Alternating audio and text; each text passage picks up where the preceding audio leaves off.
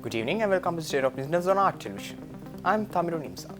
Let's have a look at the headlines. President highlights strategic data-driven budget approach. Government launches reform of over 100 state institutions. News in detail. President Ranil Kumar Dissanayake emphasized that this year's budget is data-driven, scientifically implemented and strategically planned. Speaking during a meeting with representatives of the Association of Medical Specialists at the Presidential Secretariat recently, the President highlighted the critical shift in economic policy. The President stated that past governments often took loans without considering long-term repayment consequences. President Dissanayake assured that his administration will prioritize economic stability by avoiding unstructured borrowing and unsystematic economic practices. The AIM's representatives acknowledged key measures in the budget, including salary increases, pension revisions, and a raised income tax threshold. They also presented proposals on improving the safety of healthcare workers and establishing a structured framework for specialist medical professionals. The meeting was attended by Minister of Health and Mass Media Dr. Nalinda Jayatissa, Secretary to the President Dr. Nandika Sanat Komanayaka, and AMS President Dr. D.K.S.N. Yasavardhana, along with other officials. President Ranil Kumar Dissanayake said that the ongoing strikes by healthcare professionals are not justifiable since their salaries have been increased in this year's budget. Speaking at the Presidential Secretariat during a meeting with the Public Services United Nurses Union, the government has prioritized public sector salary increases in this year's budget despite challenges. Key salary reforms include a minimum increase of 15,000 rupees in basic salary, enhanced overtime and holiday allowances, an 80% increase in salary increments, revised pension benefits aligned with the new salary structure, and a higher income tax threshold. Officials from the PSUNU expressed gratitude for the salary increases and emphasized their positive reception within the public sector. They also addressed challenges facing the nursing profession, urging swift solutions. The meeting was attended by key figures including Venerable Muruthetwe Anandatheru, PSUNU Chairman, Minister of Health and Mass Media Dr. Nalinda Jayatissa, and other officials.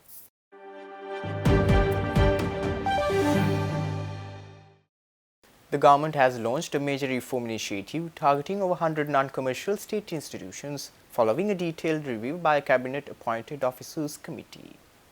At the post-cabinet media briefing, cabinet spokesman and Minister Dr. Nalinda Jayatissa announced that the committee, chaired by the Secretary to the Prime Minister, reviewed 160 institutions. Recommendations for 124 of these institutions have already been submitted, categorizing them under 9 groups. The review process also extends to 36 higher education centers, including universities, with input from a specialized subcommittee of experts. Prime Minister Dr. Harini Amarasuriya submitted the proposal, which has now been approved by the Cabinet of Ministers. Dr. Jayatissa highlighted that while some institutions will remain unchanged, others will be integrated due to overlapping operations.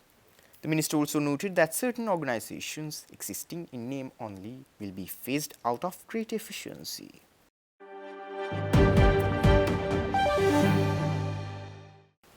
Stay tuned. We will return after this short commercial break.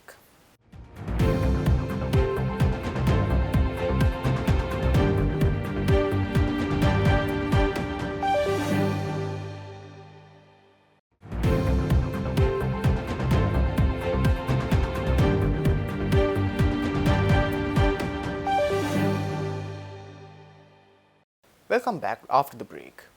The European Union, in collaboration with the Export Development Board, unveiled the Creative Sri Lanka 2030 Matchmaking Pilot Program 2025 at an event held in Colombo recently. This initiative aims to position Sri Lanka's rich craft heritage in the global marketplace, creating valuable opportunities for local artisans and designers. Distinguished guests from various embassies, international organizations, and Sri Lankan craft institutions attended the event, emphasizing the program's importance. This pilot program will connect 5 leading European and UK brands with Sri Lankan counterparts, focusing on ethical trade, design collaboration, and sustainability. The initiative, supported by the British Council and University of Arts London, includes educational programs to enhance local capacity. Chargé d'Affaires of the EU delegation, Lars Bridrell, stressed the importance of inclusivity and sustainability in crafting a modern export-ready industry. The European Union, we are made up of 27 countries and member states. That is 450 million people. that makes the largest single market in the world. We are to Sri Lanka the largest trading partner when you combine the export and the import to the European Union.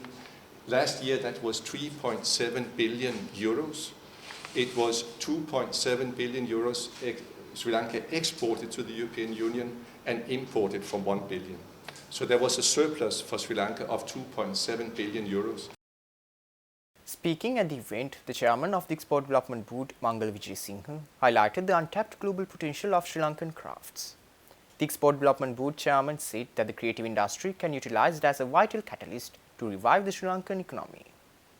The global creative industry stands today as one of the most dynamic economic sectors worldwide, propelled forward by innovative small-medium entrepreneurs. This vital sector is projected to represent an impressive 10% of global GDP before 2030, highlighting its tremendous significance to economics worldwide. The United Nations estimates the creative economy at 2 trillion, generating crucial revenue stream for small medium businesses and creating employment opportunities, particularly for women and youth. With nearly 50 million jobs worldwide, the creative industries are not merely economic drivers but powerful catalysts for sustainable development, fostering economic growth, championing gender equality, and reducing inequality and promoting responsible consumption. The Sri Lanka possesses extraordinary potential in this arena. Our nation's inherent craftsmanship, rich cultural diversity, and abundant natural resources provide the perfect foundation for a vibrant creative economy spanning art, craft, design, fashion, film, performing arts, heritage, architecture, and our internationally renowned cuisine.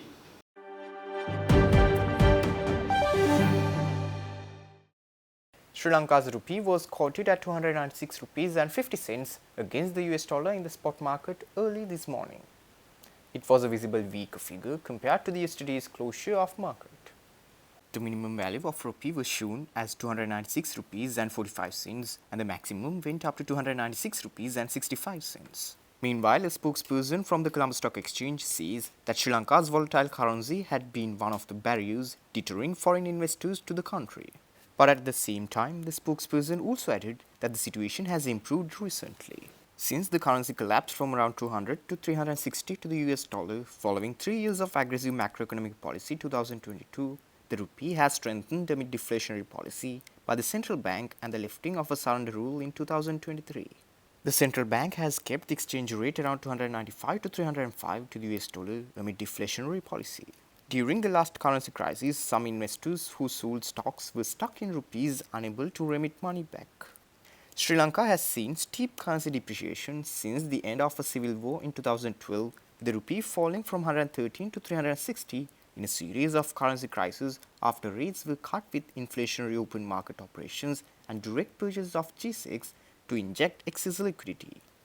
In Sri Lanka, each currency collapse has been associated with lower growth, sharp spikes in interest rates and ad hoc tax hikes under IMF programs. The lack of policy stability from aggressive macroeconomic policy is frustrating for investors. Stay tuned for stock update.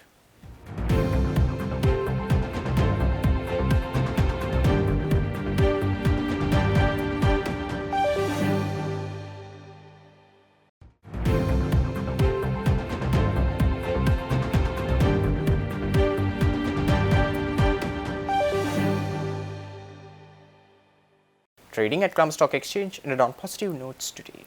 The all-share price index gained by 256.77 points to close at 15,662.63, and the S&P SL 20 gained by 94.93 points to close at 4,700.14. The turnover was over 3.6 billion rupees and over 197 million shares were traded.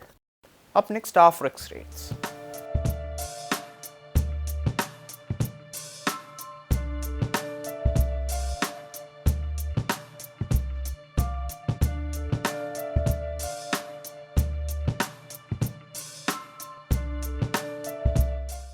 That's all our news for today. For this and more, subscribe to our channel on YouTube and follow us on Facebook. Take care and good night.